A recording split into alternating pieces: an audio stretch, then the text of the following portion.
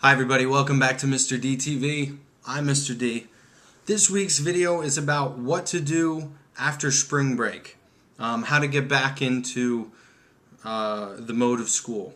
The main way to get back into like school mode and into working mode is to jump right into what you need to do. In Texas, a lot of the high school tax tests are in the end of April. So the time between spring break and the testing is the most crucial time of the year, arguably. And I'm not sure about other states, but I imagine that if you don't have it in April, you have it, end of year exams. In other words, you have a lot of stuff coming up very soon. So let's talk about that. How do you get kids ready for that stuff?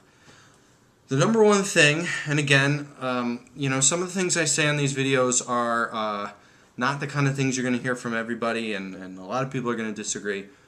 But I'm going to say it because this is what I believe, and that's all I can say. This is the one time of the year where I would say it's okay to throw out your district curriculum, to throw out whatever calendar they've given you, unless that calendar is specifically aimed towards preparing your students for whatever big test they have to take. This is the one time of year it's okay to teach to the test, and I hate that term because if you've been doing your job up until now, all you're doing is reviewing. You're not just teaching what's on the test. You're reviewing just the things that are focused on the test, or at least focusing on things in a way to focus on those items that you know are going to be on there. You're really just reviewing. If you're not sure what's on the test, if you just started, a year ago and you're not sure what's on the test, or this year, talk to somebody who knows that test inside and out with the experience. They will be able to tell you, not just what's on the test, because it's one thing to know what's on the test. It's another thing to know how do they ask the questions. And I have to draw mostly from my Texas example, but in Texas, the tax tends to repeat itself in form in terms of what types of questions they're going to ask on the math tax and even the English and science. They're all very similar.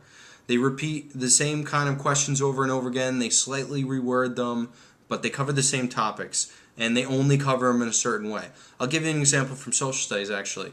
In the 8th grade U.S. history tax test, for as far back as I can remember, the only question that they would ever ask about the famous U.S. Supreme Court case, Marbury versus Madison, is what was the main idea of that case, like what came out of that case.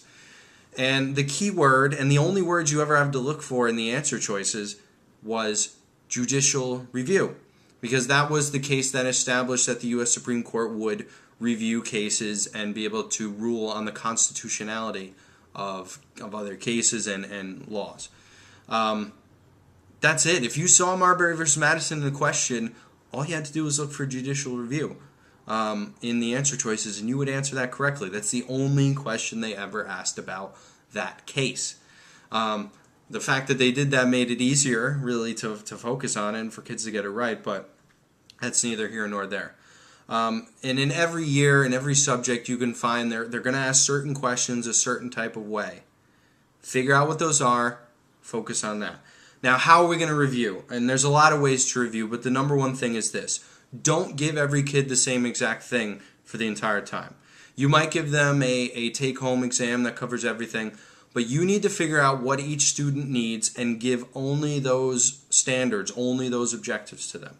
If you've been doing benchmarks, which probably you have no matter where you are in the country, look at those benchmarks and find maybe the one or two top standards, top objectives that your students are having trouble with, and give them something that's only on those standards. So in other words, everybody's getting something different.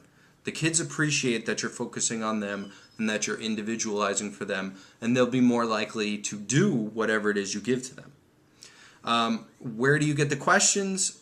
That might take a little more work, but if you have workbooks that are focused on different objectives that are like state test workbooks, draw from those and make, this way you're not making huge packets of everything for everybody. You're making a few of the first objective, a few of the second objective, a few of the third objective, depending on what kids need. After the testing is over, In some cases like Texas, there's a whole month after testing is over at least. That's when you can focus on things, for example, that kids need to know for next year, or that it would be nice for them to know for next year. But until then, this is crunch time. And by focusing on that goal that you've probably been talking about all year up until now, that's going to get your kids back into back into that focused mode that you need. That's it for this week. As always, you can email me with questions or topics you'd like me to talk about. teachforever@gmail.com. See you next week.